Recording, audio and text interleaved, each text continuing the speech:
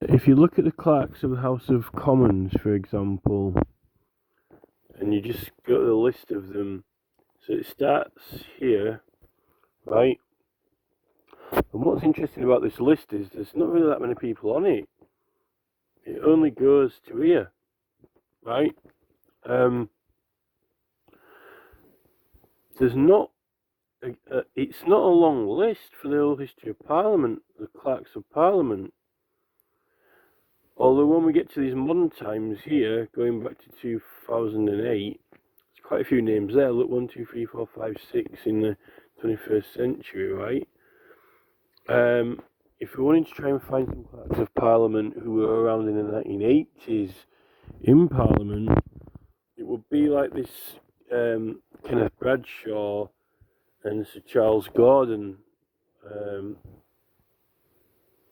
All these people are these are all knights of the realm. Some of them got into the peerage as well, but I think that well, what I'm trying to say is none of these people are alive now who were working in Parliament in the 1980s.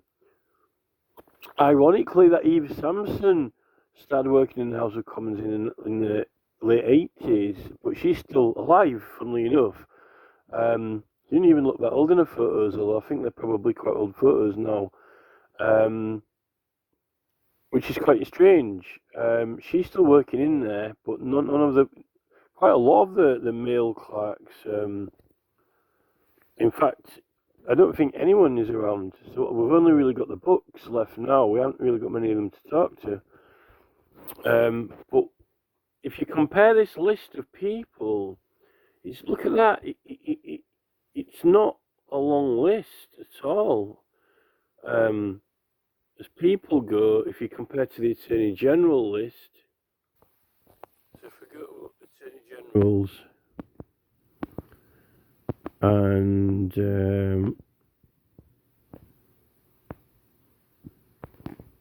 so I mean, check this list out now, right? This list here. This is a list.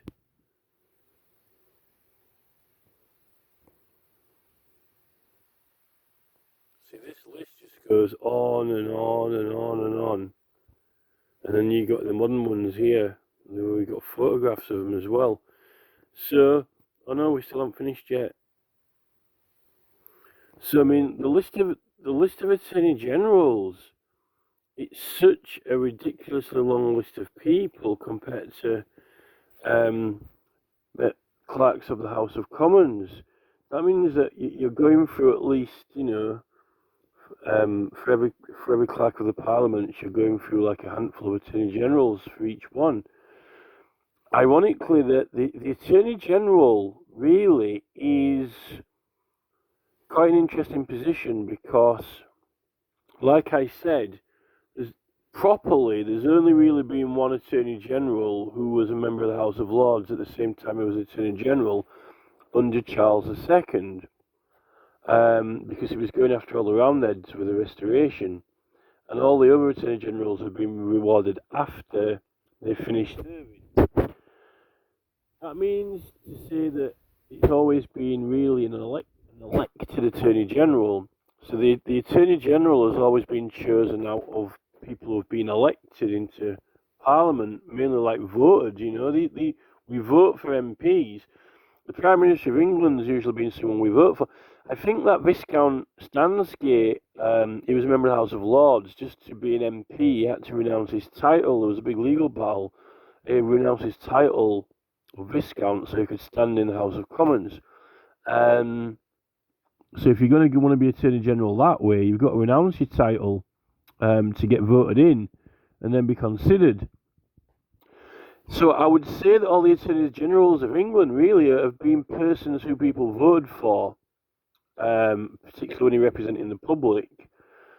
I wouldn't have thought that the House of Lords needs an Attorney General because they're all law lords, they're all lawyers, they're all they're privileged anyway, so to deal with their own legal affairs, whereas the House of Commons deals with the legal affairs of the country. This crossover between House of Lords privileges and House of Commons privileges, I'm just making a point out of it at the moment with this George Galloway issue because, you know, I'm petitioning the House of Lords, ironically, when it's a matter of the Commons, because the Attorney General is a baron, right? And you can petition the House of Lords over any judicial matter, and he's a member of that House, but he's also the Attorney General, right? But yet Galloway was thrown into the Commons, so I think that is actually it's a really, really perfect example of how interesting the crossover is. That claim that I'm making through that means to the House of Lords.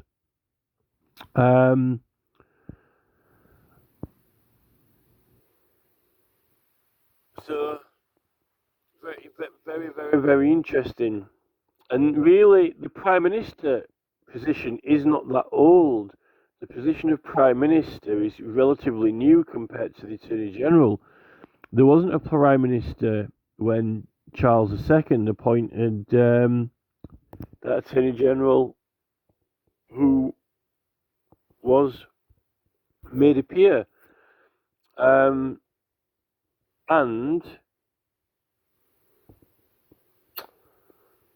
the Speaker of Parliament as well is an interesting, because I actually thought the Speaker of Parliament is a minister. He's kind of like a minister, but he's not a minister, but he can make orders and do certain judicial things that other members of the Parliament can't, but he's not a minister of the Crown.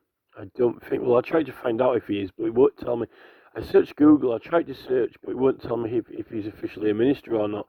I don't think he's a minister, he just voted to be the Speaker. And he withdraws from being part of a political party.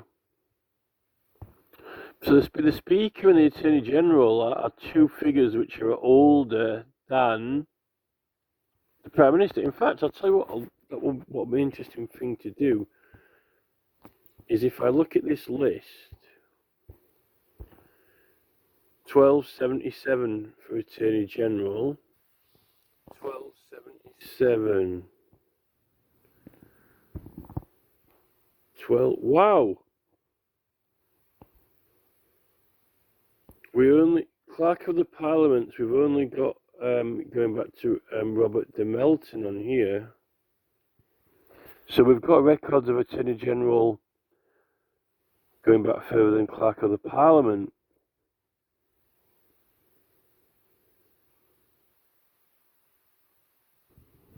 So for the Speaker, 12,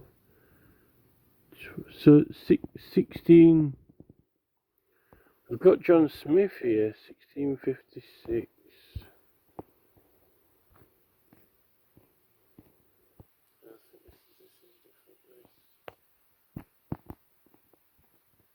John Smith.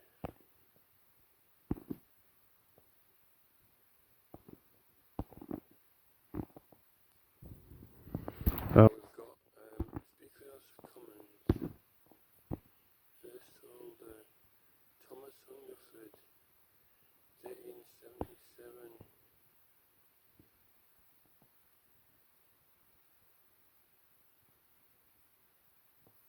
So the rule existed before. He's the first recorded holder, but he existed before 1370s. Yeah, so we've got the records of the Attorney Generals are older than the records of the Speaker, so we know that the Speaker position existed before it was recorded.